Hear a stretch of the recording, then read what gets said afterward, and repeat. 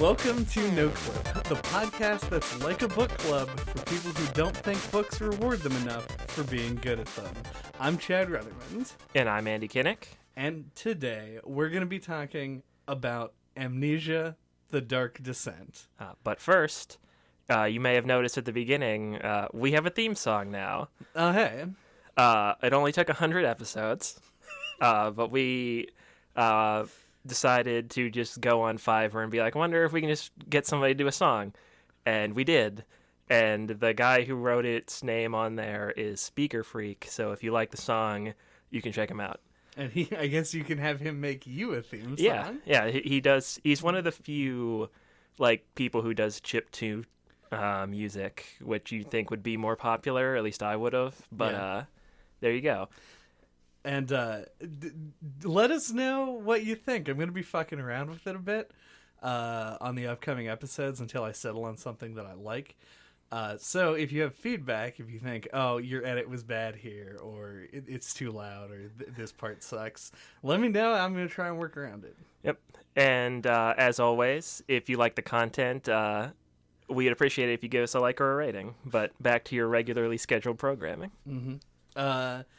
So, Amnesia, The Dark Descent, was developed by Frictional Games and published also by Frictional Games, and was released in 2010 on PC platforms, and then 2016 on the other shit. Yeah, it's one of those games that kind of staggeredly came out to everything over the course of 5 years. Yeah. Similarly to every single other game that I've played on the console, I was surprised to find that I could play this on the Switch.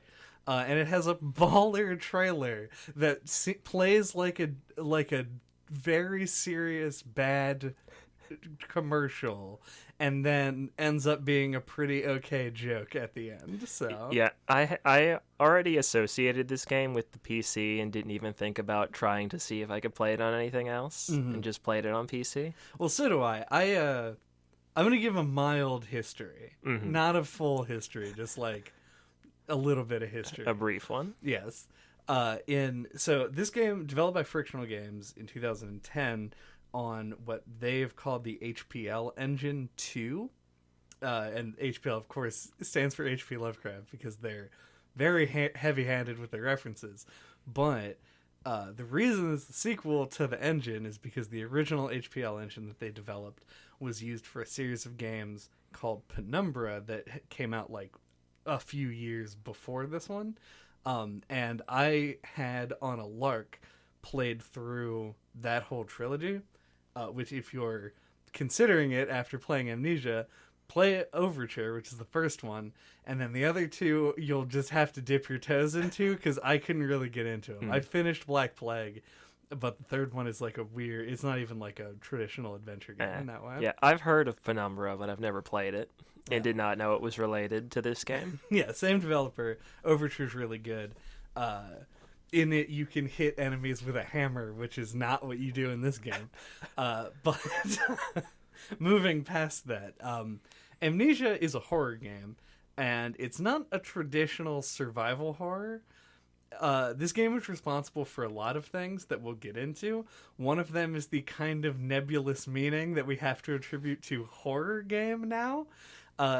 I have in the past on this podcast referred to this type of game as a haunted house game and put it in league with things like Outlast and what's the painting one? Layers of Fear. Layers of Fear.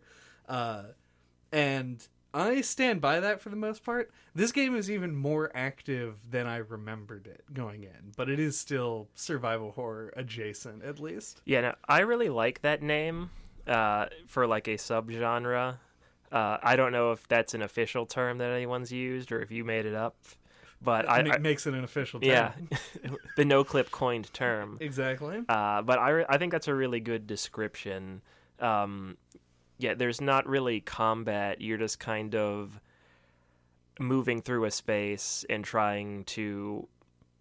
I guess you could define it as survival horror. You are trying to survive, and it is horror, but it isn't in the style of a Resident Evil, what you would typically think of as survival horror. It's more passive. Yeah, it's super weird to consider this game in the same breath as something like Resident Evil because, like, the atmosphere is similar and, like, your objectives are kind of the same, but the feel of playing the two games is totally different. And, like, this game has a really oppressive atmosphere, but traditional survival horror games have a tendency to feel more oppressive overall because they're also testing your, like, mechanical ability and puzzle solving, usually on some kind of, like, pressure. Whereas this game rarely puts you under a lot of pressure, but still does a pretty good job of making you feel it a lot.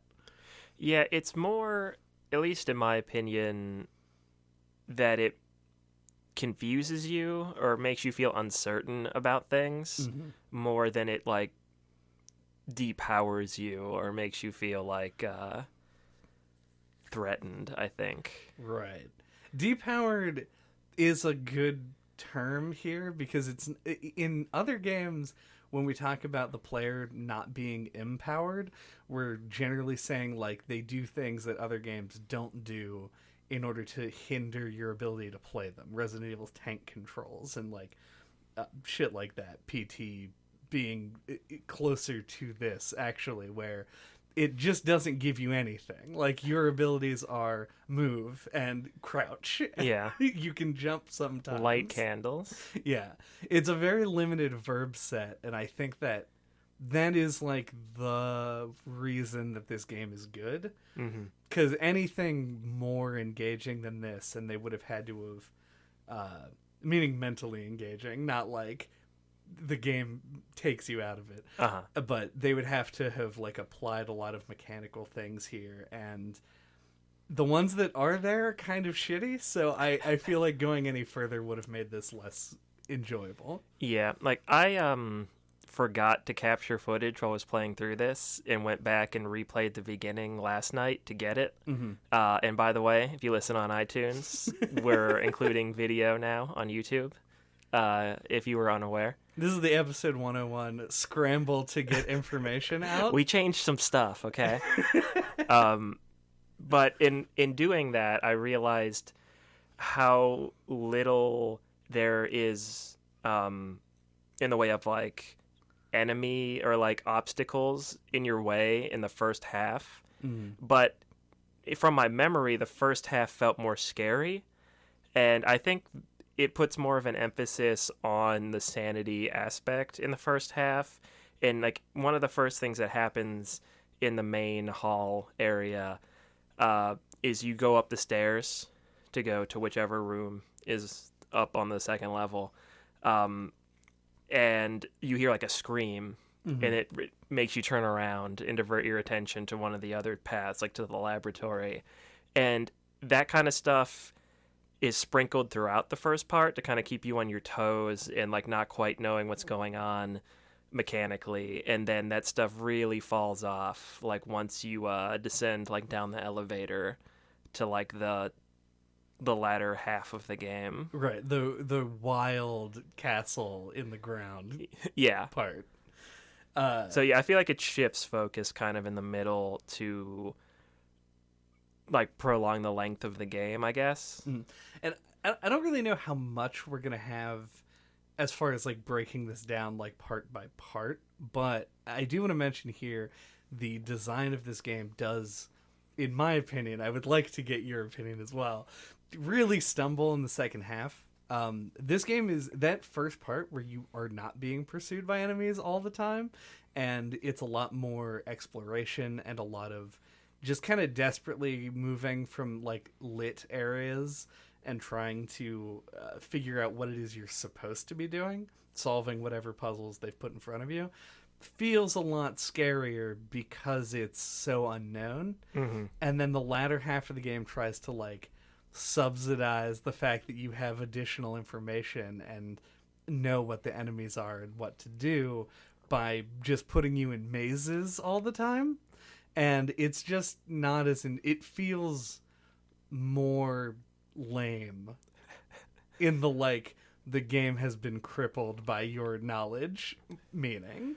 Yeah, I would agree with that. I think the problem is, at least in my opinion, is the game's just too long for the mechanic set that's in place. Like it's as I was saying and you were saying, it's scariest when it's unknown. You're still getting used to the managing of your light sources mechanic, and you move from place to place. It's got like a mysterious atmosphere. You're learning the castle backstory. The sanity and mechanics are a little bit more highlighted in the first half, and they throw in some like one-off things to mess with you. So it really keeps you on your toes and it doesn't let you settle into it. Right. And I think that's really successful in the first half. And then once you get so far in, that stuff kind of starts to fade away. You figure it out, and the game realizes that, and it kind of shifts focus. And once it does that, it is less enjoyable to play. Like, I think they should have tried to wrap it up quicker than they did. Yeah, and it feels like part of me wants to say like it is a smart decision, because the game does recognize where its failing is, but the solution they implemented could have been better. And I'm not 100% sure what the solution to that realistically is, but I like the way that the very end of the game works, and because of that I feel like there are really clear points that they could have just like excised whole parts of the game. Yeah, no, I 100% agree. Like, I remember when I was playing, doing the whole first part, going through the water area, and then coming out into the back hall, and doing all those areas, fixing the elevator, and it feeling like, okay, now we're leading up to the end. Like that felt like it was prime for like, okay, this is the lead into the ending, but then it goes on for like 3 more hours, like minimum. Yeah, what's weird is I feel like I don't have a concept of how long I played this game, which is strange for me. But I think it has to do with the fact that I played it before. Yeah. So it probably took me less time to go through it. Yeah, it took me about like 8 or 9 hours to get through it. And like, I think everything in between when you descend down the elevator and like when you meet Agrippa, right, which is probably like a 2-hour chunk, should just be taken out of the game. Yep, the prison and the cistern. Yeah.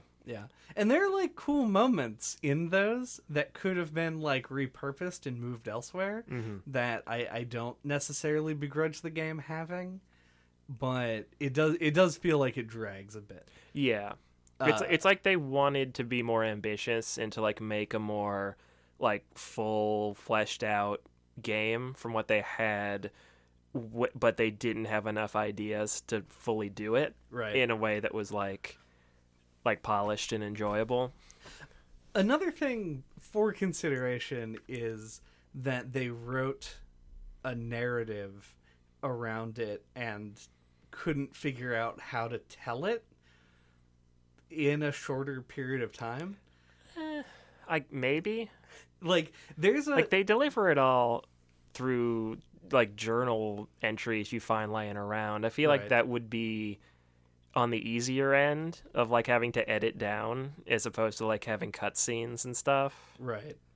Yeah, I mean, I don't disagree with that. I'm just positing it as a possibility. It's fair. Yeah. Well, we should go into something a little bit more specific so that we can like actually dig at this. Because I do still like this game to this day. When I played it the first time, it took me like a year. It wasn't active play, obviously, and in addition to that, it wasn't like I couldn't figure things out and would get stuck. It was just like I was busy. Yeah. But I actually moved in between when I started the game and when I finished the game, and I have memories of playing it in both houses, which is incredibly strange for a game that I was really excited about when it came out. But yeah, so let's talk about how the game scares you. because it's Halloween and because I have a related story. Uh-huh. When I was playing it in the first house, I remember booting the game up and being like, all right, from the makers of Penumbra, that game I pretty much enjoyed. I'm excited to see what they have coming up. And I downloaded it, and I turned the lights off and put my headphones on. And I sat at my little desk. I just realized you've never seen the room that I played this game in. It was very small and slanted toward the wall, Okay. like at a high degree. And so it was like everything was pushed against the wall in order to fight the slant for the most part. Uh-huh. So I'm sitting in a chair in a corner, and my bed is probably within like a foot of my back. Uh-huh. Like I'm in a very small cubby hole with this little wood desk and my laptop just sitting on top of it. And I've got, blinds drawn, lights are off, I'm prepared. And I'm playing through the game for about an hour. Now, you just played the game, so you're aware in the first 1 hour of the game, nothing happens. Like, nothing that can hurt you occurs. Right. And so I'm playing, and I go, and I'm like, sorting through drawers and shit, like open the drawer. Because you got to pull back with the mouse to open the drawer. It's like very immersive for 2010. And I open the drawer and I close the drawer, and then I go for another drawer, but there's a chair in the way, so I pick the chair up and I move it, and I reach for the drawer, and the chair physics falls back into frame, and I pulled my headphones out of the computer and like jumped backwards like an idiot, which is to say all of that because the game focuses on creating an atmosphere of the complete unknown. They've just warned you that there's something following you, and that's all you get at the beginning. Yeah, that's a really good story, I think, to kind of encapsulate what it's like to start playing this. Like, that warning at the beginning, it's like, oh, don't worry. It's like, don't worry about, like, what you're supposed to do. Just kind of, like, try and move through it. And it makes you be like, what's going to happen in this game? What does that mean? Yeah, like, it already makes it mysterious. And the developer comes in and is like, this is about... Catharsis. References that no one will get aside. Yeah, and you're not told much of anything. You just like are dropped in, and they're like, here's how you pick stuff up, here's how you light candles, try to stay out of the dark, go. And it creates this atmosphere of where, like, it feels like the possibility space is, like, huge. Like, you don't know what's gonna happen. So as you were saying, you're focusing on, like, the small minute-to-minute things, and you have this feeling like anything could sneak up on you at any time. Like, you don't know what to expect. Just a quality, like a really good quality of horror, and this really milks that at the beginning really successfully. Yeah, it is. I don't want to jump too far ahead, but it is that feeling that the game loses once you see the shadow for the first time. Yeah. Or the grunts, I don't know. The shadow is kind of like an unknowable force. The meat monster. Yeah, but the big meat monster that you run into is scary initially, very quickly loses that. Like, the worst part about being in like a chase sequence in the game is the soundtrack is very piercing, and so it does get your heart racing, but it feels unearned as opposed to the initial parts. Yeah, and I don't know if you remember this discussion, but way back when on the Chrono Trigger episode, we talked about this sequence where you are in prison and you had to sneak through the air vents, the ventilation system, and you're supposed to like look down through the vents to see if there are guards, so if it's safe to come out and explore rooms and stuff. And JJ described that as being like a super tense and memorable experience. He never got caught, and he like made it through like really safe and cautiously, and and it landed for him probably exactly how the developers wanted to. And then for me, I went through, I looked down and found an empty hallway, came down out of the vent, moved one room to the right, and got caught immediately, and then realized there was no real penalty to getting caught, and then proceeded to kind of just brute force my way through it. Mm-hmm. And I feel like the monster in this game has a similar problem, where like at first, like it does a really good job of you maybe run into the monster once in the early game, and then you go down into the flooded basement area, and then there's the invisible monster, and that throws you a curveball. Yeah. And then you come back out, and then you run into him in Daniel's, like, the guest room. Right. Which is a spooky moment, because you just have to kind of hide, and then he goes away. And so it does a good job of, like, keeping you afraid of it for a while. But then once it starts popping up more often, you'll get killed by it and then realize, like, there's basically no penalty. And then you'll be in, like, an area where you'll run into him a couple of times, like, pretty frequently. Like, you'll just, like, be running, trying to do something. You'll come around a corner and he's just there. And instead of being afraid, you're just like, fuck. And then you just kind of have to, like, instead of wasting time because he's already seen you and you can't hide, you just run towards him and let him kill you. You know, like, and it just starts to feel like it's a setback. I can say that I never did that. Oh. Like, I never expedited my death. There were probably, like, I don't know, remember if it was the dungeon area, but I feel like that's where it was. Is it the area where you have to get acid from the kitchen and pour it on a lock? Yes. Yep. Yeah, that area. Like, there were so many times where I was like, because it's huge, and you have a run button, so I'm, like, running around, like, trying to find where I need to go, and, like, he does have, like, a drum track that accompanies, like, his presence, but, like, before I can even hear it, like, I just round a corner and he's right there. Yep. And that happened probably, like, 8 times, and I was just like, God damn it. And then there's the area in the late game. It's, like, a big open dark area. After you meet a grip. Yeah, the choir.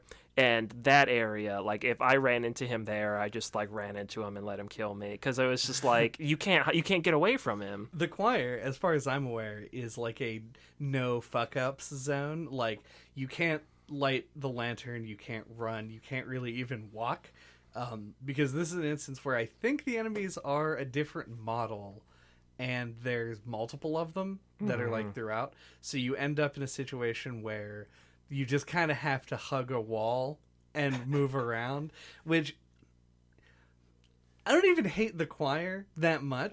I really hated that part. But, like, they did everything in their power to make it as bad as they could. It's really weird, because, like, I love the idea of a pure stealth, no other anything, but your visibility is 0. Yep. Because you can't light the lantern, because it alerts them to your presence and they come murder you.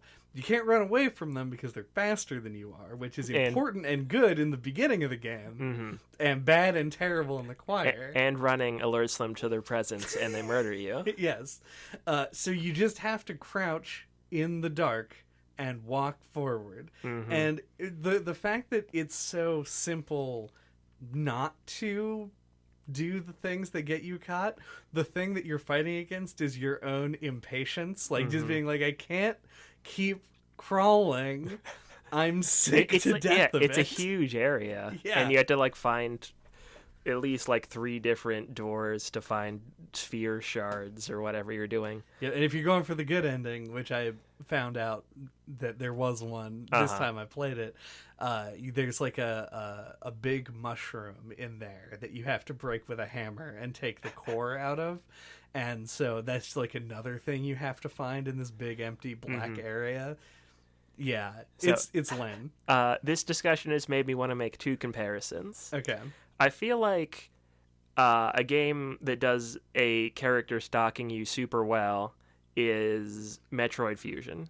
Okay. You have the SAX? Yeah. And I think what works about that is encounters with it are mostly scripted, if not all. And that makes it, like, really tense. It's like a set piece, but it's designed in such a way that it doesn't feel like it. So it's able to, like, catch you off guard when it happens and scare you and make you feel like, helpless, like this thing's could just pop in on you at any moment. Like it lands really well the way it's implemented in that. And that's what this game does early. Like I said, when he comes into Daniel's room and you have to hide in a closet, that's a super great moment. Like that scared me. Yeah. Like I panicked. I'm like, oh, I gotta find somewhere to hide. And like I tried to close the door and I only closed it almost most of the way. And I'm like, oh fuck, do I risk closing it all the way? Is he already in here? Right. I don't know. So that was a great moment. It freaked me out, and it was scripted, so it worked in that way.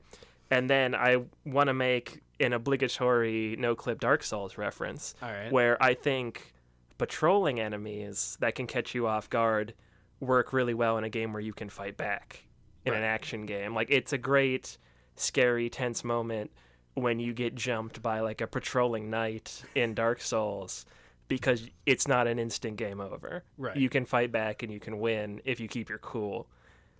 And so this game tries both things, and one thing, the more action slanted system obviously doesn't work here, and the more scripted one does. Yeah.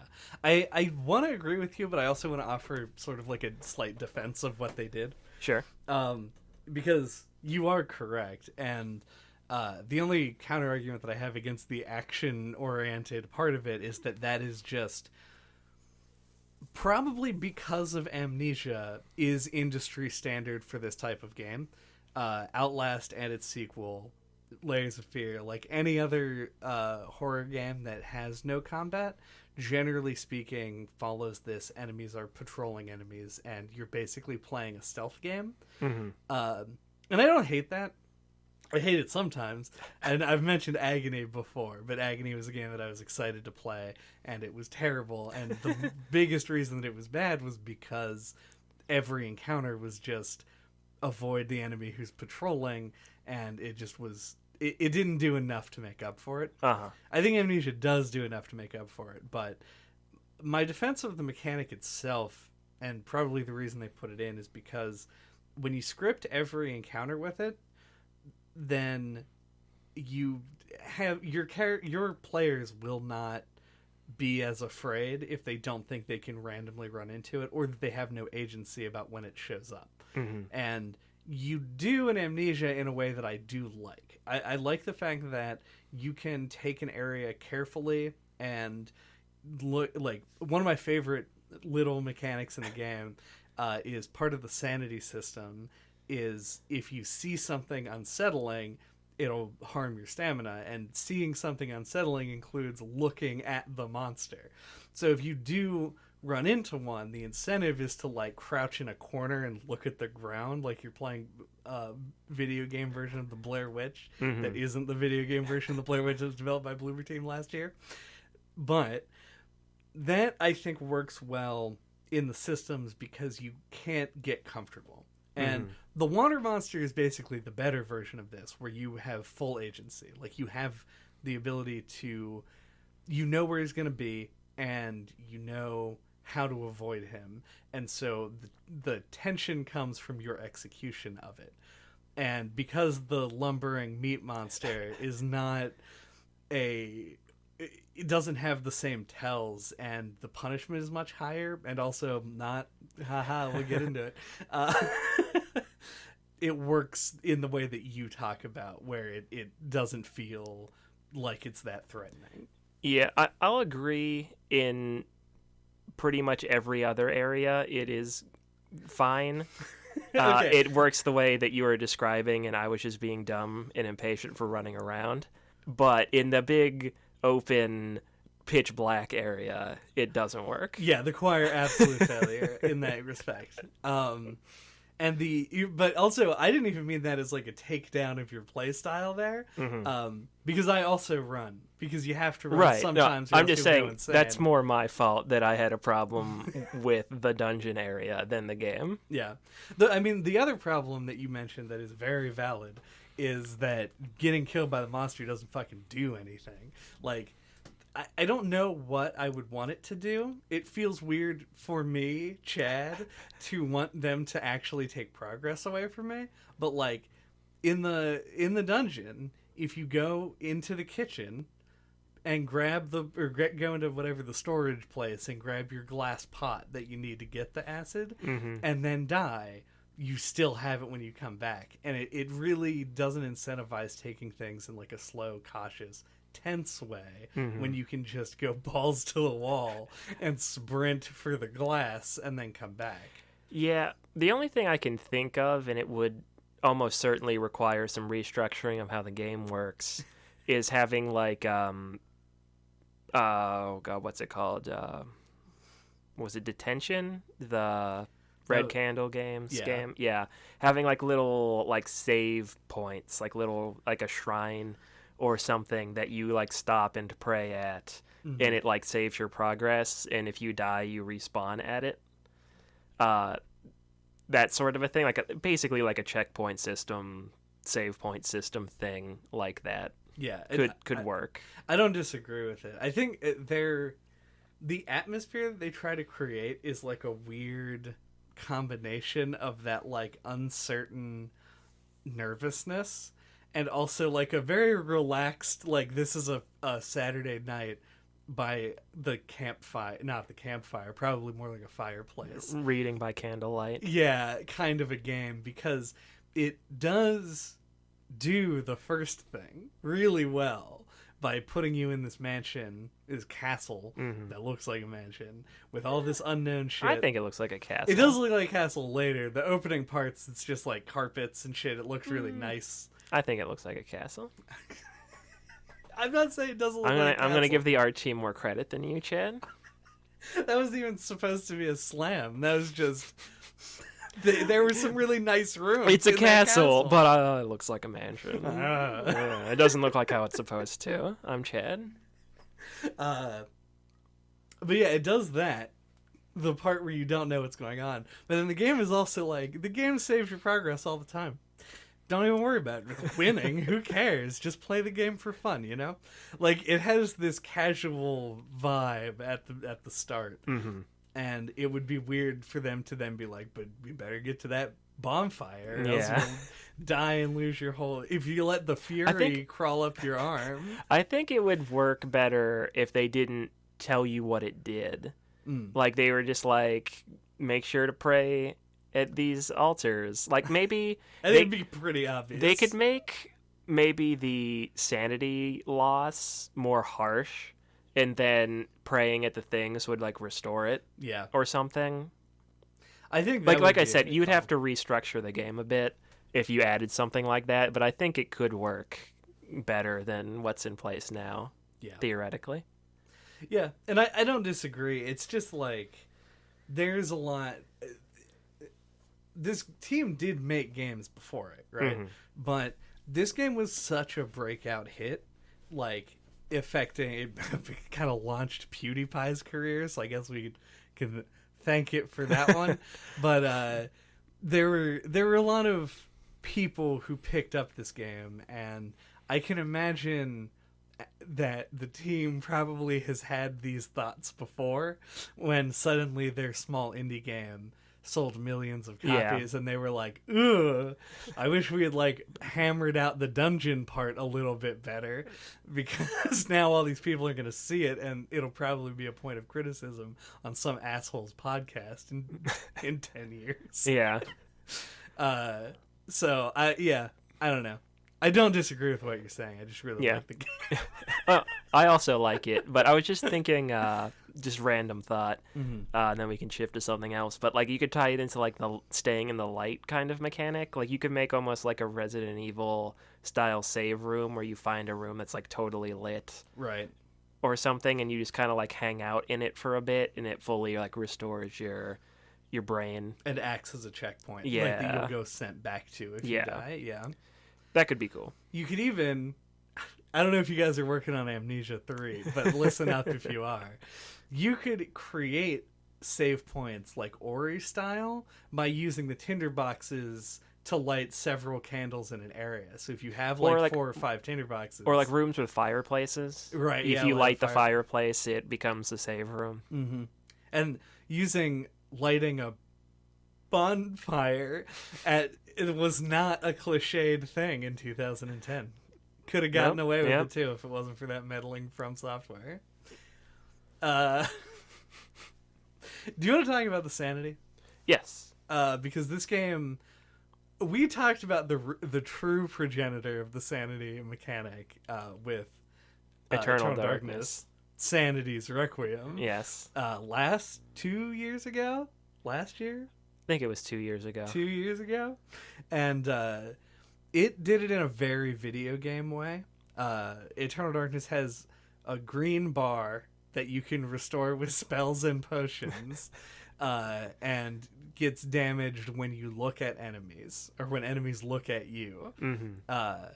And it creates all of these, like, very Kojima-style effects. It says it's deleting your save and, like, fucks with the TV. Things that are, like, fourth wall They're breaking. used for gags. Yeah. Instead of horror was like a big criticism we had of it. Yeah. And Amnesia's sanity system does still have a bar, but it is flavorfully represented by a big brain. And it only shows up in the inventory screen, which is a good choice. And it affects things slightly more subtly. They're really obvious bad ones. Yeah. But the vagueness is what makes it work, I Yeah. think. And not being sure, I mean, that's like the big thing for me, like not being sure if standing in the light really restores it. Mm-hmm. Like I wasn't sure about that all the way up to the beginning, and I think I could have looked it up, or I could have paid closer attention, but like that part of my brain that like wants to be off put by that, Right. like made it so I never actually like made the effort to figure it out. It doesn't, if for that what it's makes worth. sense. Okay, like I wasn't sure, so like I would sometimes, if I was getting, I said I had a severe headache or whatever it is, Yeah. I would kind of try to just like stand in the light for a little bit, and I'm like, I don't know if this helps, but I'll just do it. But it's part of its strength, and my other favorite thing about it, and spoilers for Shutter Island. Okay. At the end of Shutter Island, when he's talking about his wife and how she was insane in some way, had some kind of mental illness, she was talking to him, and she claimed that she thought she was going crazy, and it's like she could hear something clicking across the back of her skull. And there's a sound effect that plays in this game when you start to like lose your sanity. That's like it sounds like something clicking across bone, or like two bones scraping together or something. And that's immediately what it made me think of, because Right. especially if you're playing with headphones, you hear it in your ears, and you're like, like it makes you want to like run your fingers through your hair and be like, ugh. Yep. Super effective. I don't know if that's what they were going for specifically, but I feel like they were going for something in that neighborhood, and they totally succeeded. I mean, if I had to guess, I would say that both Shutter Island and Amnesia are pulling from the same source here. Most likely it's like an established phenomenon. Yeah. Right? And yeah, for me, it made me think of like skittering. Like you just hear like some chitinous insects crawling around. Yeah, they do that as well. Like sometimes, like early Well, game, sometimes there they were bugs. put cockroaches, sometimes on the environment, and then later they'll put them directly on your eyeballs. Yeah. That's one they'll of the crawl hokier across. ones. Yeah. Yeah. Yeah. The cockroaches, just a nitpick here, are huge. They're gigantic. The models are like the equivalent of like the size of rats, right, in the game world. Let me preempt everyone right now, except you, of course. There probably are cockroaches The size of rats. Do not show them to me. If they do exist, I imagine they'd be like in the rainforest or Africa or something. Yeah, so I just believe you. If you say, "Hey, yeah, no, there are giant rat-sized cockroaches." Yep. Don't send me pictures. I don't want. You can send them to me, because I would want to look at them. Yeah, that would terrify the shit out Total of me. sidebar, but I feel like I should bring it up on here because it's interesting. Have you probably were the person who showed me this with a picture of I think it's a coconut crab. Oh yeah, on the trash can. They are fucking huge. They're like 3 feet long. Yeah, They're like in Hawaii or something, like somewhere. Well, the thing about And like them, they have problems with them. Like Yeah. we would have problems with the raccoons where they get into people's trash, and it's like horrifying. It's just giant crab. Yeah. It looks like almost like an alien or something. yeah, if you're unfamiliar, first of all, if you Google search coconut crab, the garbage can image will show up. It's like the top 10 images. Yeah, it there. always comes up for some reason. But the problem with coconut crabs, from like a sane human being's perspective, is not necessarily they're 3 feet long. Like that is bad. But like spider crabs exist, and they're also really big, even bigger. Coconut crabs are so like bulky. Oh yeah, they're huge. Yeah, like they look like if somebody dropped one on your head, you would just die. Yeah, like somebody who, if anyone who is a game designer. Oh, it's a marine biologist. A marine biologist. No, a game designer is listening to this, and you're working on like an RPG or something. Design an armor set based on a coconut crab. Oh, there it that is. would be sweet. But yeah, no, they're huge, and they look like they could easily kill you. I don't know if they would do that. I don't know. But anyway, So they're like freaky. the cockroaches. Yeah. They're if free. they put coconut crabs in the rooms of Amnesia, it would have been way Oh, freakier. Yeah. But anyway, back on track. The sanity effects is what we were talking about. I mean, I think the majority of it, like we talked about, like the sanity, it has a few stages to it. The first one is just like the sounds, and you'll hear footsteps or people talking. You and stuff like that. sway more as you walk. Yeah, which basically was a permanent swagger for me and for the majority of the game because it happened so early. Oh yeah. It almost kind of started to make me motion sick at times. Well, you're prone to that. Yeah. So, but yeah, so it's like auditory visual hallucinations. Like then the game starts to put like effects on it, and then when you go crazy, when you get the 3 dots in your sanity meter, then it just becomes really hard to see or move or do anything. Which I don't know exactly how they balanced this, but in my experience, it's great because it becomes really hard to do stuff, but it almost seems like it always is right before you make progress and get your sanity back. Like it's always like that last struggle against the forces where you either die and go back and try again, or you push through and succeed and you get the blue flash that lets you know that you're not insane anymore. Yeah, that is a good point. I hadn't really thought about. Like, I have in my notes, which directly relates, that I felt like the tinder boxes and oil pickups were really well balanced or spread around the game. Where, like, there were only a few spots where I was, like, totally out of everything. So, yeah, and it ends up with situations like that where if you are up shit creek without any sanity, you don't have to go too far before you get it back. Yeah. And it makes me wonder if they pull a little cheat and like they make certain things give you your sanity back when they wouldn't otherwise if you're out. Yeah, I think there's probably a lot more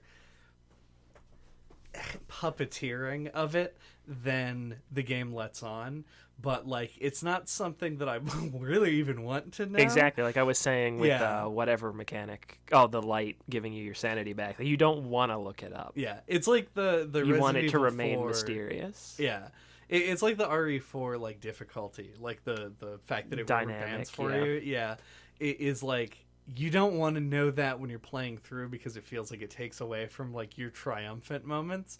In this game, it's like I don't want to know it because it would make me feel less afraid, and that's not why I'm playing the game. So, though, if you are okay, I want to move on to a second half here at some point. But before that, I have one like brief thing I would like to mention, which is the game has 2 difficulty settings, and I love this because there's the correct difficulty setting, normal, which the description of it is the way the game is supposed to be played, and then they also have a hard mode, but the hard mode is described and is such a way that the average person who just feels like they're good at games wouldn't pick it, because it just is like the crazy challenge mode that you can just access whenever. Like, hard mode is like you can't, you have to save the game, and you can only save the game with tinderboxes, and they removed most of the tinderboxes and oil pickups from the game.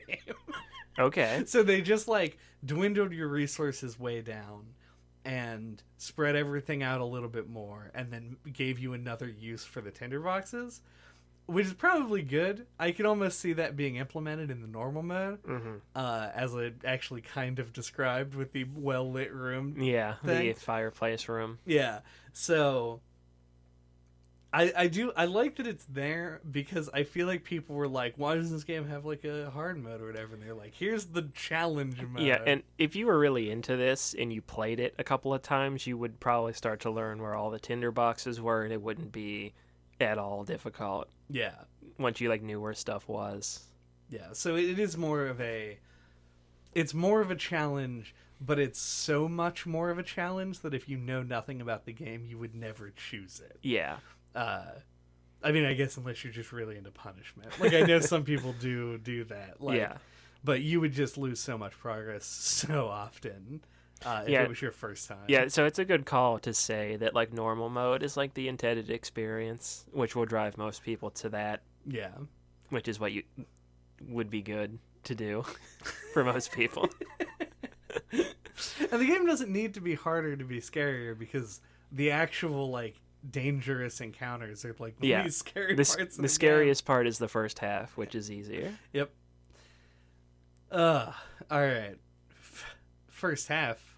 What a serendipitous phrasing, Andy, because we're about to end the first half. Are we about to descend down into the dungeon? We have to fix the elevator first. All right. And there's going to be a lot of tool noises and stuff, so we can't be on the podcast. But we'll fix the elevator after the break. I thought you were going to say it with. No. That one was back and forth. During the break. Yeah, that's what I wanted, yeah.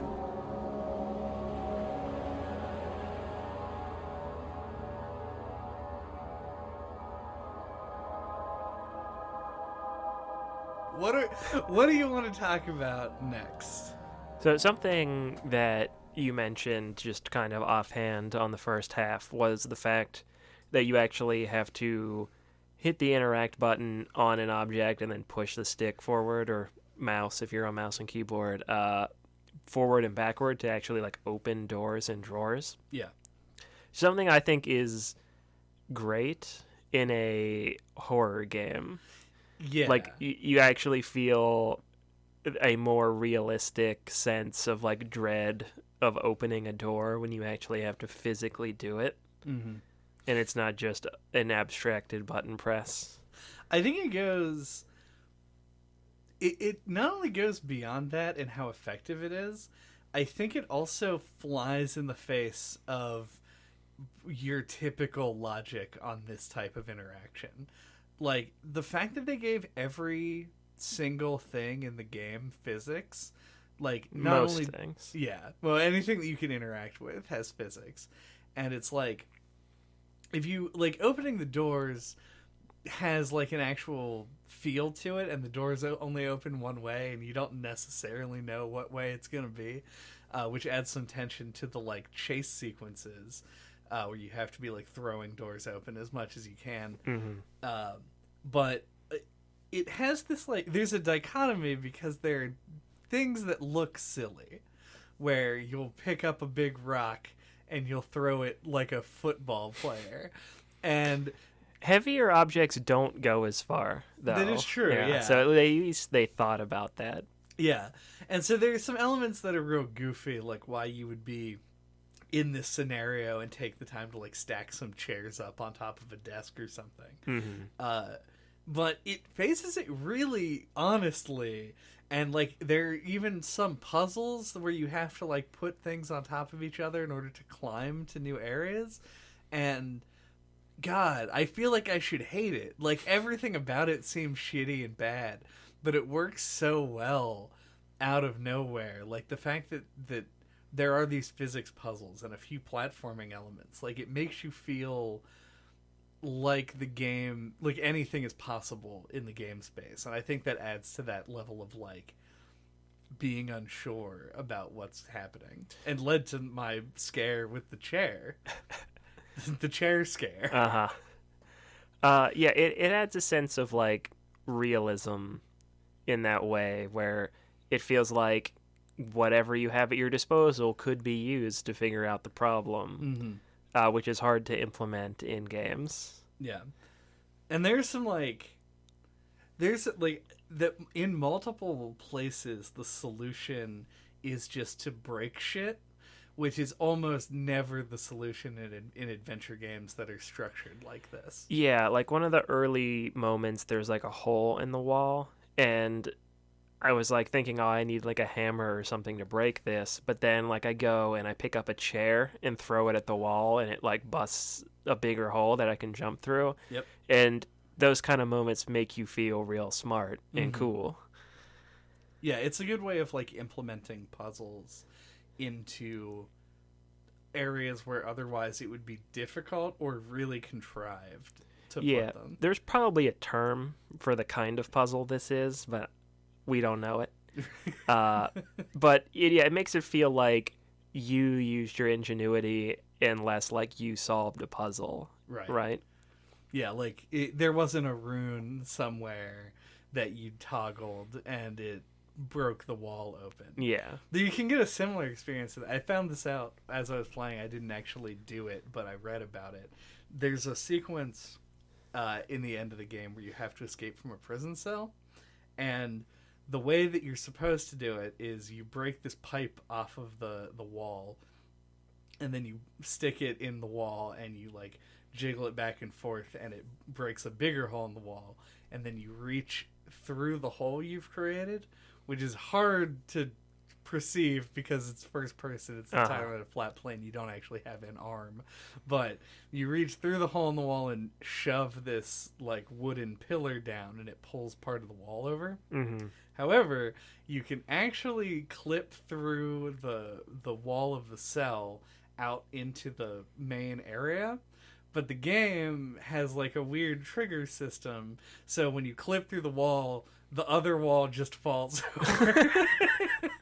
Which seems almost more like the kind of puzzle that would be in an adventure game, where you do something that seems unrelated and it somehow affects this thing that you'll deal with later. Yeah, like to surprise you. Yeah. So that's funny, and just a bit of an anecdote. But I agree with the majority of that. I feel like the way that they implemented the physics based the baked physics, the physics based puzzles in this game are generally pretty good. There's one where you have to pick up a board and slam it into a spot between some rocks and a fallen staircase, and you had to climb up it, and it just like sucks the board in when you get close to it. It was very odd and rarely done in the game otherwise. I didn't even notice it the first time. As I said, I played the beginning twice. So yeah, it was jarring the second time to see that happen, because I was like, I don't remember that. It's just super strange. No, I don't disagree. But yeah, that's probably what I have on the like very video game mechanics part. Yeah, that's not what the game is usually about. Just one last thing on a mechanical side before we shift gears. We mentioned it earlier, but I really want to praise the invisible water monster. I think it's my favorite thing in the game, because it is both like it's invisible, like accentuating that like fear of the unknown theme. As we said, it borrows from like Lovecraft ideas and stuff, and we felt like that was part of what made the first half of the game scary, is not knowing what's happening. And then, but it also, the water gives it a visual element, so you can tell where it is or that it's following you. And the feel like the sequence is like just long enough, and you have to like navigate through the area without touching the water, and try to avoid it. And I think it's designed and like paced out in such a way that it just lands really well. Like hearing it coming at you, like the sound effect is tense. Yeah. It really exemplifies the things that aren't good about the regular enemy. Mm-hmm. Because in the game, they give you laudanum as your healing item, which you can use to restore like one weird text description of how much health you have left. Like essentially you have like 3 hit points in the game. Mm-hmm. And the problem with the regular enemy is that if you get caught once, there's like a 90% chance that it's just going to kill you. With the water monster, you usually get caught when you get caught up trying to like do something quickly. Mm-hmm. Because there's like a lot of tension there. You want to like, sometimes it forces you to get in the water, and when you get in the water you have to like run for a door for the next place to jump on. And so if you get caught up and you fall back in the water, it can hit you, and then you can succeed and get to the place that you're trying to go, and then the health means something, which is something that it rarely does in the rest of the game. Mm-hmm. So I was definitely really satisfied by that. And it mixes in the physics thing because there's the part where you have to throw chunks of a dead guy into the water and it like distracts it and Mm-hmm. it'll pull it over. And the sound design with it is really good, and like the sound of it like ripping into the dead flesh is like both unsettling and also a great indicator for like how much time you have. Yeah, and it feels like it directly inspired the part in Outlast where you have to go down in the basement and fix like the power generator. Yep.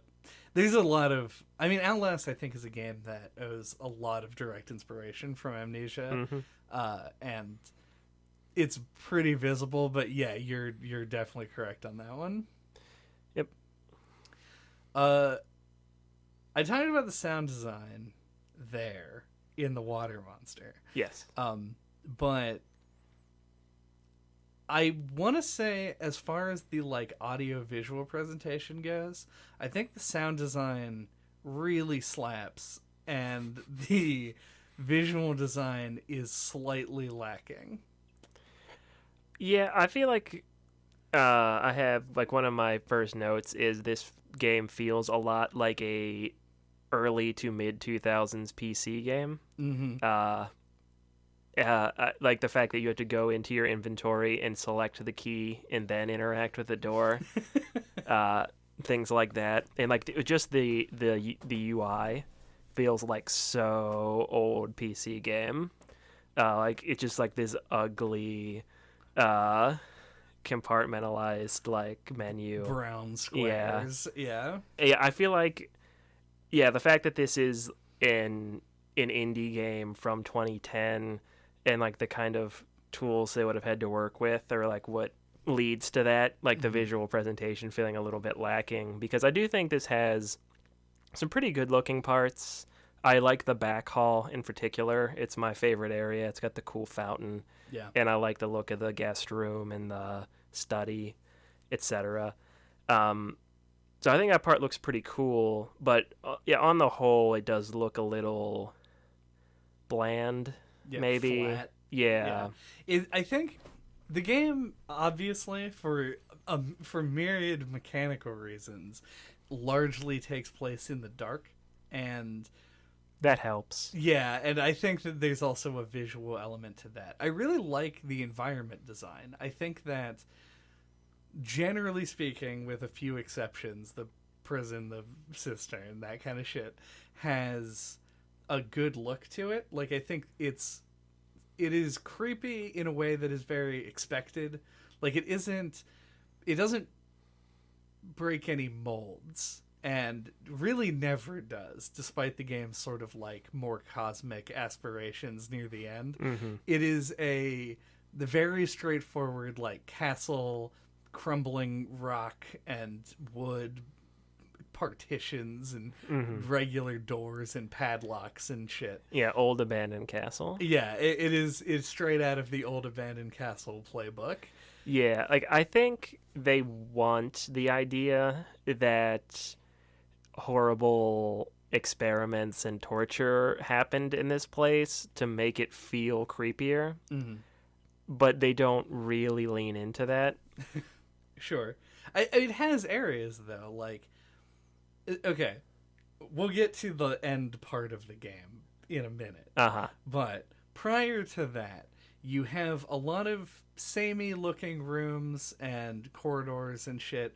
Lots of books, bookshelves, very common theme here. But there are these like little interstitial bits where you'll find like a place where some experimentation happened. There'll be like in the laboratory you have these like arcane fucking wild like devices and descriptions of all of these like ingredients that are unusual to sort of add a layer over it. But then the ones that stand out are like the anatomy lab, where you have like the description of the dogs being tortured and killed because like the antagonist is looking for this like the vitae of living creatures, and so you get these flashbacks, which I don't love. But you also get just like the environmental stuff, and that I do, because it really, like, parts of the game stick out in your memory because of the layer of horror and torture that goes on top of it. Whereas I think the more bland locations are the ones that serve bland purposes. Storage doesn't bring a vivid picture in my mind, whereas the anatomy lab sure does. Yeah, it just, those areas, I don't know what it is exactly, but always felt really like separate from everything else, even though like the anatomy lab is just like in the study, and it feels like it should like stick out where it is and be like, oh no, like some horrible experimentation was going on in this otherwise normal looking area, but like it doesn't really hit like that for me, and I'm not really sure why. Well, that is an extremely valid criticism of any time that they try to imbue a space with more than what is physically there later in the game, because like the torture room segment, as much as I do generally like the amount of research that they did and like the very vivid descriptions of things that happened like add to how terrible it all is, they are literally hallways that lead to something terrible, and it feels like a slideshow of torture devices as opposed to like actual environmental storytelling. Yeah, and I said that it feels very early to mid 2000s PC game, and I guess to elaborate on that a little bit, like what I mean is it almost kind of feels like a game made in like the Source engine, where, and if you're unfamiliar, the kind of tools that had made it so that it was really good at rendering like boxy hallways. Yeah. Like, you know, like it was very much designed for creating very like rectangular, boxy looking things. And you see that in a lot of older PC game engines where like corridors feel very much like rectangular hallways with like a different texture set kind of slapped onto them. Yeah. And this looks a little bit better than that, but a little bit more natural, but it's still firmly like in that zone. And so it leads to the castle not having quite as much cohesion and feeling quite as much like a real space as it could. Yeah, I agree with you. I was checking to make sure that HPL was not based on Source, because there are some, and most people would just use the Source engine, but because it's open source code, you can kind of make spins on it. I don't believe that it was, but you can definitely see the influence in the design of the levels. I think there was sort of an idea in the late 2000s about what first-person game design is generally. Like when you look at Half-Life 2, which uses Source 2, it has more open areas and there's a lot more variation to it, but it's being made by the people who developed the engine, so they have a lot of tricks that maybe they wouldn't otherwise. I think the Source engine, like, while we're talking about that and Valve, kind of led to the visual design of Portal. Oh yeah, Like it's I feel like the kind of strengths of the engine led to like the art direction in Portal being very like clinical, sterile, boxy rooms. Like it's right. just kind of factored into like the game world itself, and it feels more natural in Portal as a result. Yeah. Yeah, it's people who know what the tools they're working with do, doing what those tools do well. So it does make sense. And as the people who made this engine, like the majority of I think what it does is its lighting. And I agree. They could have taken more liberties with the way that the spaces were designed, but also you have to consider the setting and like the fact that it is just like a big 17th century castle. Yeah. So it is. I don't know. I didn't take umbrage with it when I was playing it, but as I was looking back, it is just like when you go into that fucking shitty prison area and it's all like a figure eight of just square hallways. Mm-hmm. It gets kind of boring in those parts. And you think of like the first kind of like hub area, the front hall. Mm-hmm. You know, like I've never been in a castle, but I've seen plenty of them in media, and like that's not what like the entrance to a castle looks like. The way that front hall looks, you know what I mean? Yeah. It feels like a lot more like video gamey, and less like they actually researched how castles are built. Which kind of goes to show you how our standards have shifted as time's gone on. Like it seems like a lot more effort goes into those kinds of details in games anymore. Yeah. Talking about sound design, I just wanted to have a brief conversation about it because before we started talking about the boxy castle, I mentioned that I thought it carried a lot of the game's atmosphere, and I think that is true. And we talked about it a little bit in reference to the sanity effects, the fact that it has you, like, hallucinating sounds in your head as well as external sounds, footsteps and screams and shit. Mm-hmm. I also think that, like, there's a kind of echoey, weird, unsettling quality to the sound that, I don't know, it just is really appropriate and fits really well. Yeah, there's like because you're playing as Daniel, who was like a research assistant or Sort of, kind of, we'll talk about the narrative in a bit, but anyway, like he was an archaeologist or something. yeah. Who's been living here, and like you have amnesia, Mm-hmm. and you don't remember the events that happened, and you go through and you find your journal entries lying around in classic video game fashion. And there is this kind of feeling of like Daniel remembering things as you play. Like things will be like echoes of the past. Like it has that feeling of like things he's remembering, and I think like that echoey quality kind of plays into that, at least in my mind. Like there's a familiarity to this place to him, and I feel like the sound, like the echoey sound, kind of conveys that. Yeah, the fact that it, like, as you walk in, like, to locations and stuff, there are little musical elements that will play to signal, like, a remembrance or something. Mm-hmm. That stuff all plays in as well, and I just kind of wanted to yell that out because there are parts of this game that wouldn't, without the strong sound design, would not hit as hard as they do, and I appreciate it. Mm-hmm. And horror is one of the more important genres to nail your sound design in. Yeah, especially because it gives directionality also, especially when you're wearing headphones, and the fact that you can tell that there is a monster behind you through the sound design and the music cues and shit like that, I think is important as well. Yeah. And it might kind of sound robotic to break it down like this, but I do think this is how our brains work. Is like music, like good music, can cue us into like how to feel about things. Mm-hmm. And, you know, that obviously plays in here. Like when something scary happens, if you have some kind of scary or creepy sting to go along with it, it drives it home and makes it scarier. Yeah. It gets the emotional response. Yeah.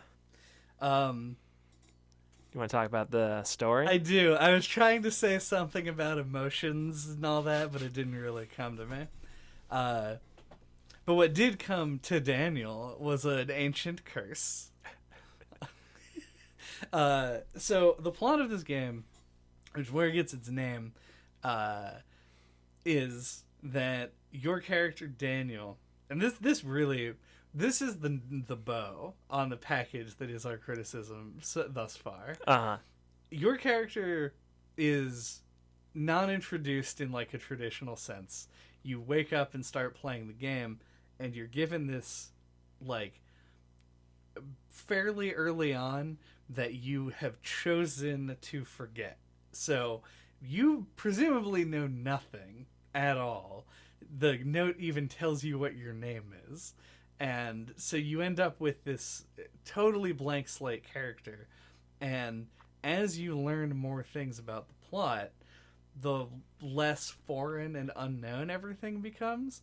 And I think that the plot mirrors our like understanding of how the game worked as well, where it started high and then it slowly descended into not being as good. It darkly descended. It darkly descended.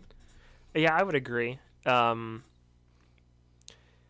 I feel like you get to Agrippa, the one of the only characters you run into, properly named characters who speaks to you in the game, and it felt really weird to find him, given how the game had worked up till that, because like it felt like you were like the narrative was more of like this back burner thing, or like there for it's just like a subtler part of the experience. Yeah, like context. Yeah, like exactly. Yeah. That's the word. And then you run into him and you're like, oh, like the story is much more in the forefront now. Like it kind of, I don't know, I just wasn't expecting that. You know what does it make sense? Yeah, I think it's because when you play a game like this, very often what the case is that you are playing somebody exploring something that has happened and that there are remnants of, but it is not an ongoing thing. Presumably, based on the state that you find Alexander in when you end the game, you're reacting and playing through this game, doing things like hours after you like maybe a day later. Yeah, after all of the inciting incidents. And that is crazy. Yeah, it's not the impression you get at all. Yeah. Which, I mean, I like that to a point. Like, I like the you learning about the immediacy of everything. I don't think that is a bad concept in itself. I think what I don't like is Agrippa, specifically.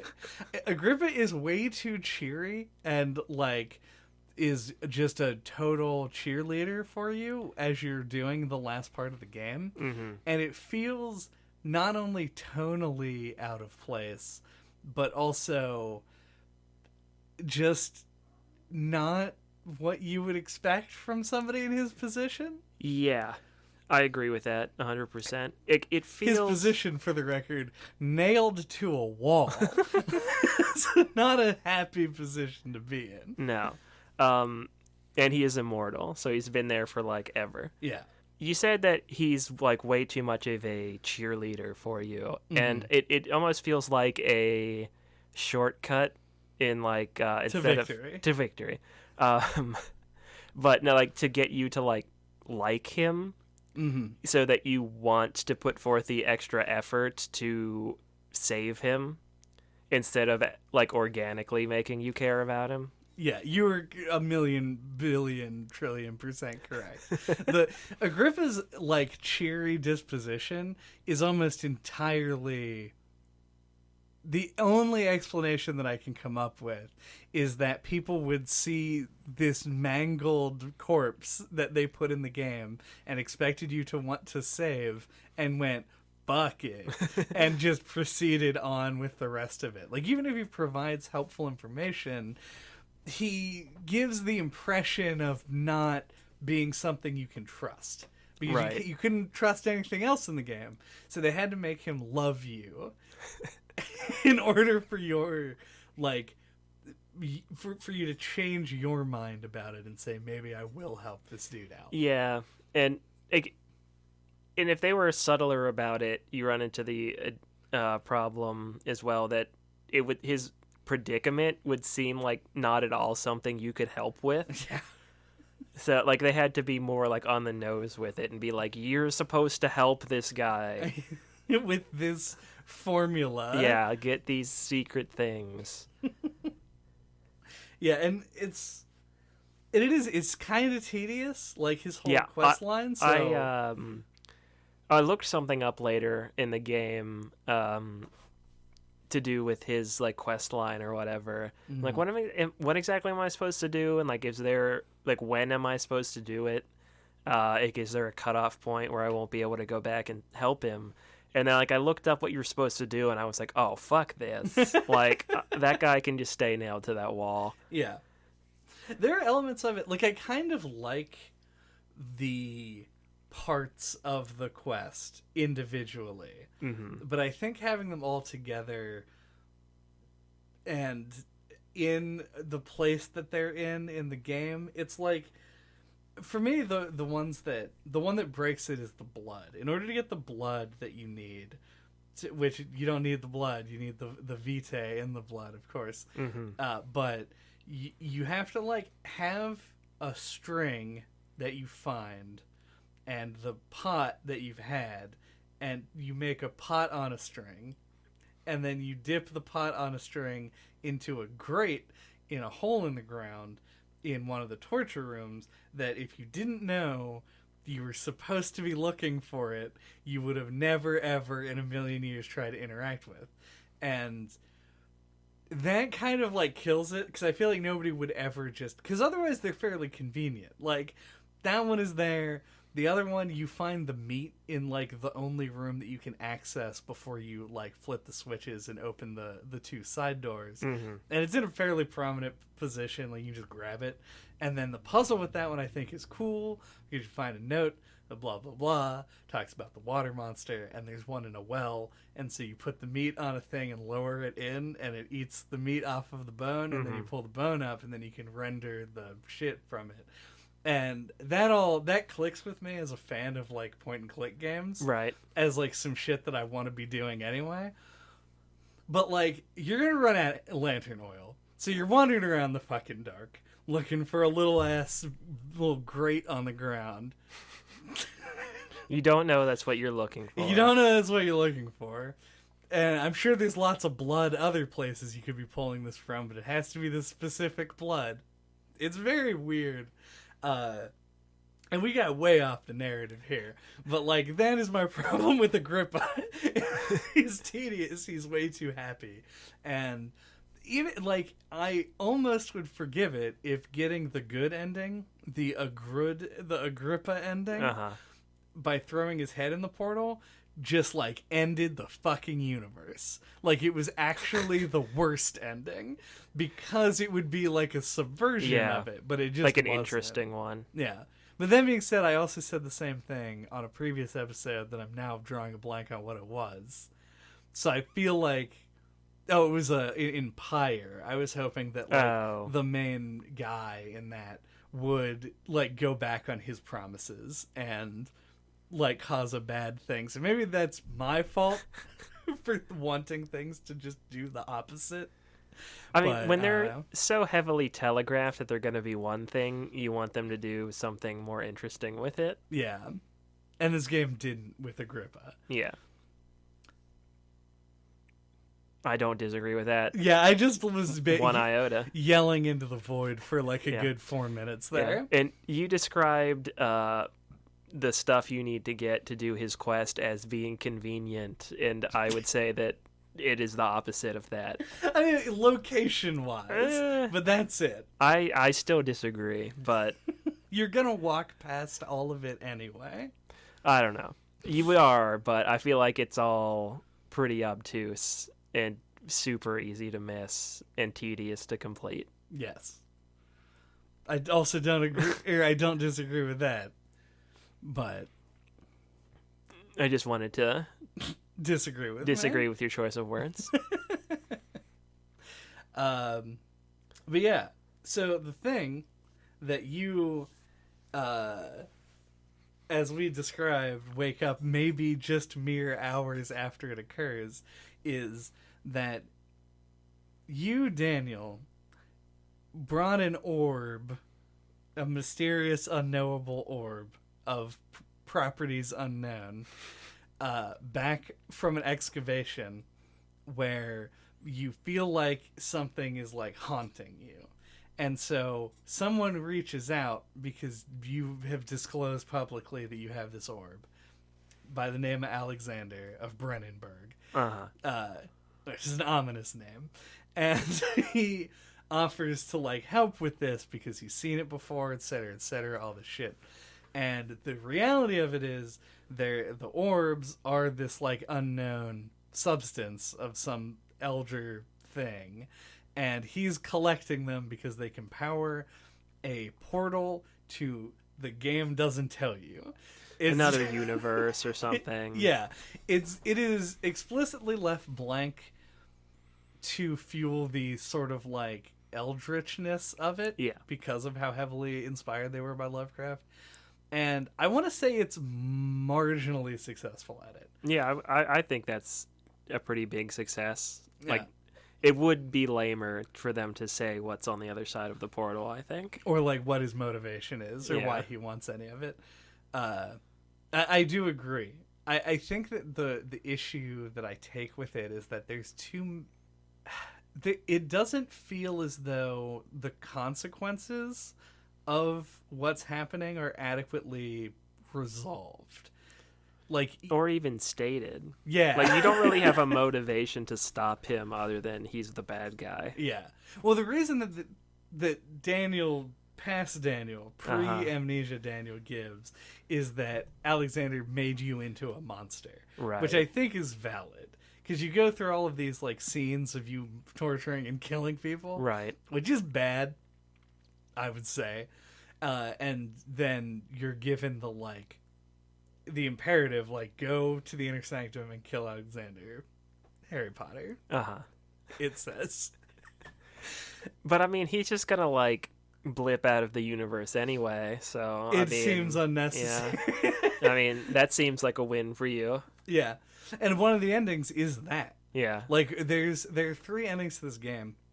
The normal ending, where you push over some pillars, another good use of the physics system. And then he just dies and you leave, and your monologue is like, it was my greatest triumph. And I love how fucking just over it is at that point.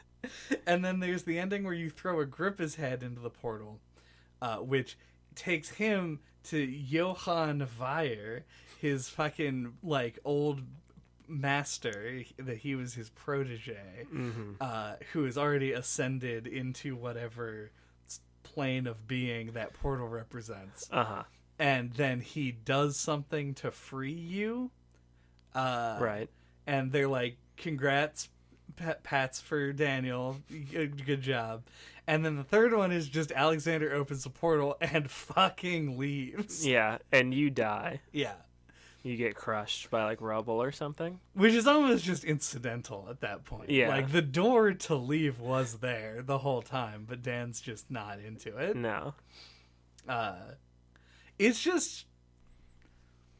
The endings are all vague, and I hate not being able to say whether I think that's good or bad. I don't know. I think it lands. I think most of them land. Yeah. I think my favorite ending is the one where he kills Alexander and then walks away.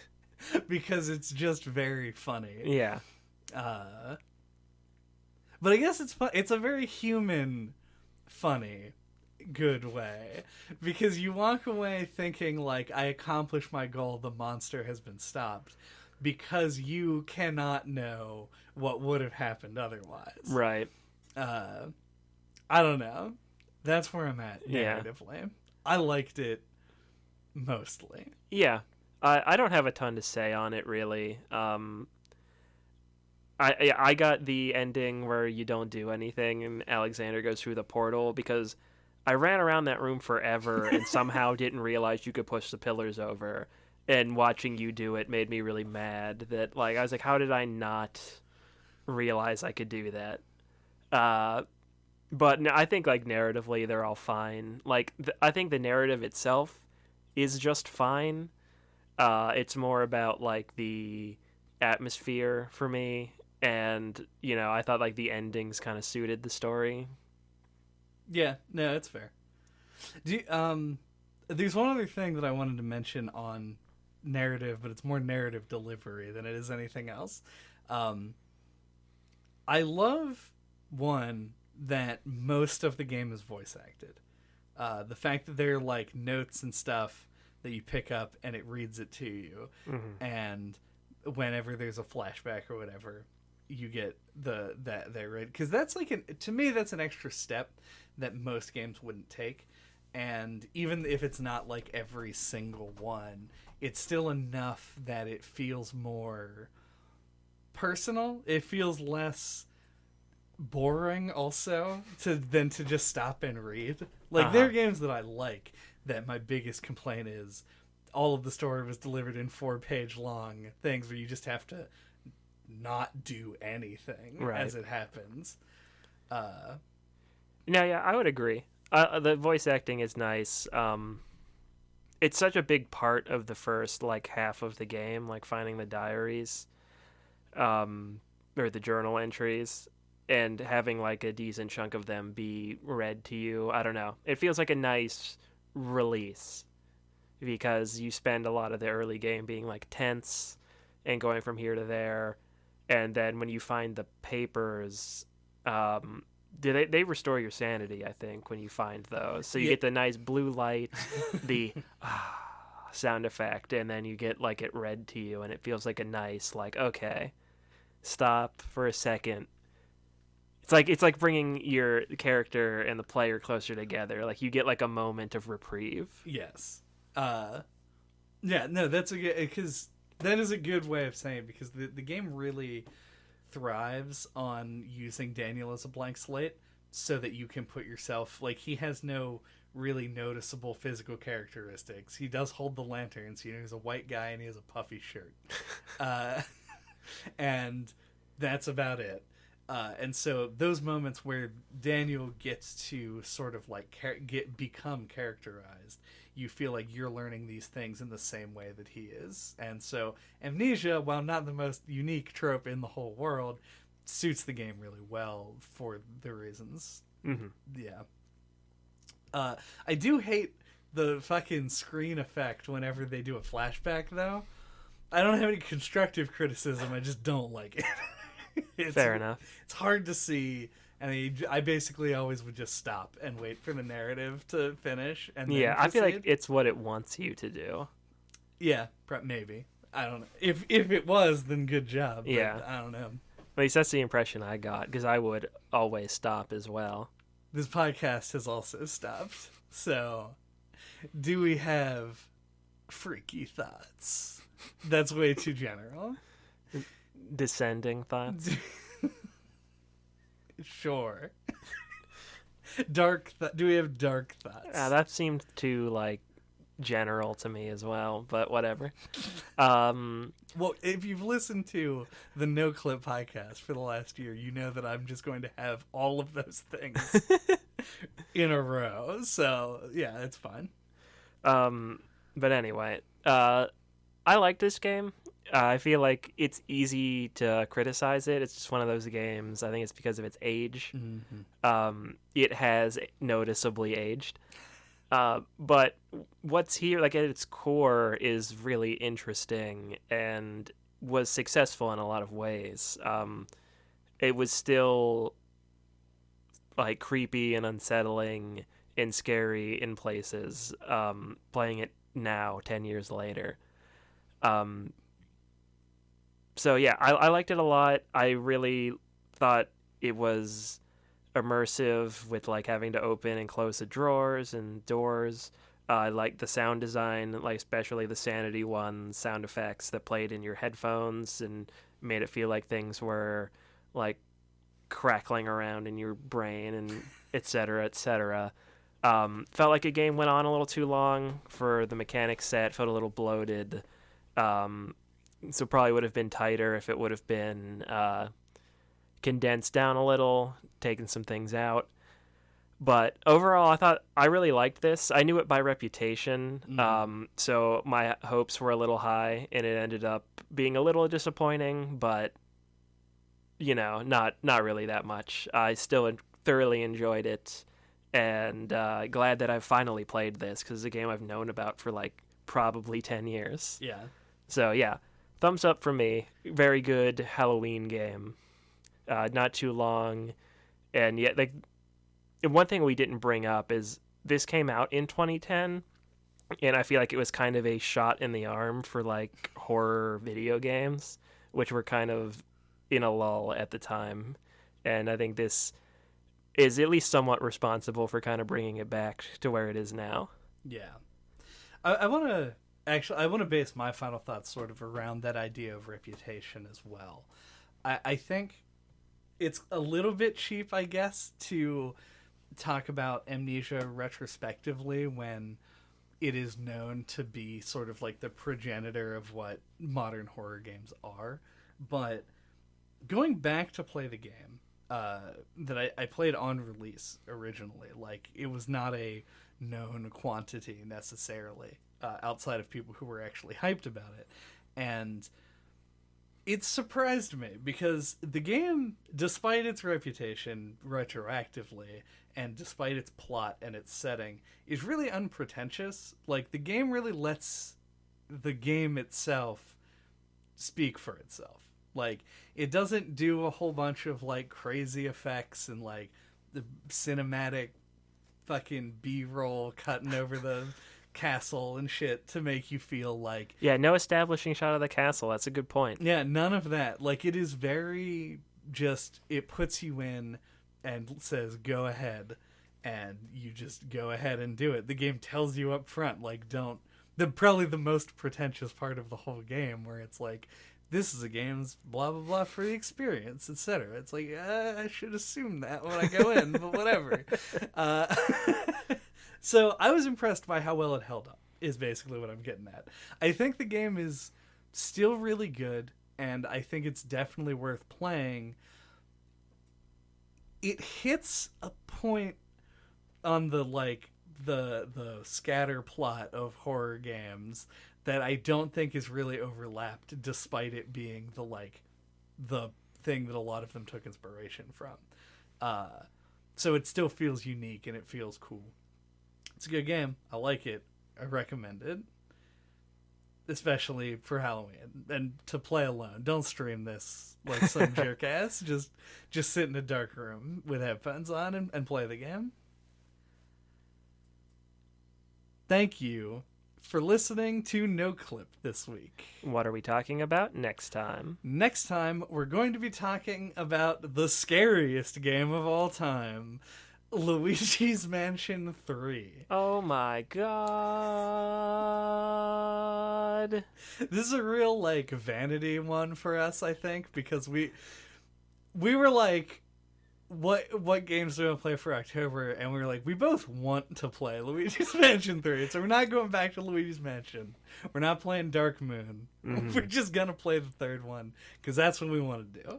Yeah, and you always lobby pretty hard for playing actual horror games, mm-hmm. but I like the idea of just playing a Halloween-adjacent thing for October, so I think I pushed for this one. So you can blame me if you're not into it. I mean, it'll be a fun time. Yeah, one day we'll do Costume Quest as well, because I bring that up every year. Literally, it's been 5 years of me saying, yeah, we could totally do Costume Quest, but... Exactly. So check back with us then. Until that time, you can get a hold of us. All of our contact information is on our website at noclippodcast.com or on splattershot.pro. There you can find links to all of our old episodes. Check out the Halloween episodes from a million years ago. Well, maybe don't. But from the ones from a couple years ago are still good. Year Walk is a really good one. Year Walk is atmospheric great. adventure game. And yeah, kind of similar. But you can listen to us talk about Pokemon Creepy Black, which isn't even technically speaking a real game. That was a fun experiment, I thought. We do have a big backlog of Halloween stuff, which you can find also linked on our website, on our YouTube channel, where there's a convenient playlist set up for all of your Halloween needs. If your Halloween needs involve listening to like 30 hours of a podcast instead of doing something actively more fun. Way to plug the podcast. I mean, I guess you could be doing something active and listening to the podcast, in which case... There's nothing better to do than listen to No Clip. Couldn't have said it better myself, as evidenced by me not saying it better. Scare that subscribe button. Hurry up and hit that like button while you're still in the light. Because if you lose your sanity, a big old cockroach might crawl across it, and you won't want to hit it anymore. But it'll crawl across the dislike button, too. Okay. Do you want to scare them into hitting the dislike? Yeah, I do, because it's Halloween. I want to scare them. You'll scare them into doing stuff that's good for our engagement. I've made them think about the like button, and that's the important part. That is true.